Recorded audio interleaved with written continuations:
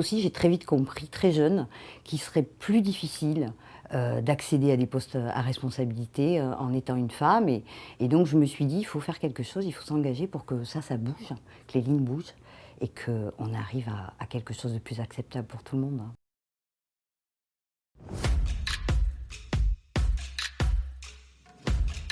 Moi, j'ai eu beaucoup de chance dans ma carrière, c'est que j'ai réussi à mêler, à entremêler ma carrière professionnelle et mes engagements.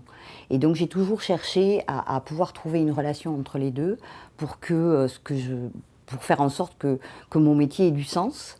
Donc c'est un fil rouge, effectivement. J'ai commencé à m'engager dans des associations, à créer des associations, et puis ensuite à insuffler ces questions à travers tout l'entourage professionnel. Et donc j'avais envie de créer un espèce de club. Vous savez, on fait des clubs économiques où les gens se rencontrent, font du business, etc.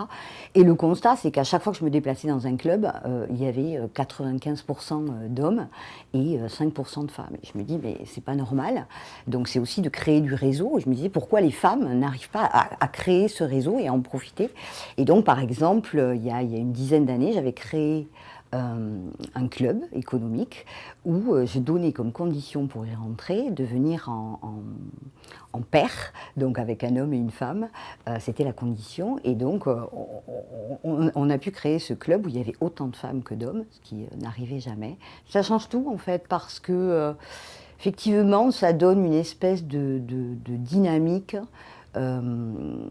Chacun y trouve son compte, en fait. Les hommes comprennent un certain nombre de choses par rapport à leurs collègues femmes, parce qu'on échange, mais dans ce genre de club, on n'est pas là que pour échanger sur les questions d'égalité. Au contraire, on est là juste pour travailler ensemble, pour vivre ensemble, en fait. Le plus compliqué là-dedans, c'est de faire perdurer le réseau. Il y a un phénomène, de moins en moins, mais il y a un phénomène où les hommes savent très très bien utiliser le réseau pour tout, les femmes un peu moins, parce que, évidemment, elles ont moins le temps, elles sont plus occupées, elles sortent moins. Les réunions comme ça en club, c'est souvent le soir, donc on revient toujours à la même question, hein. Il y a les enfants, il y a double travail, double journée de travail.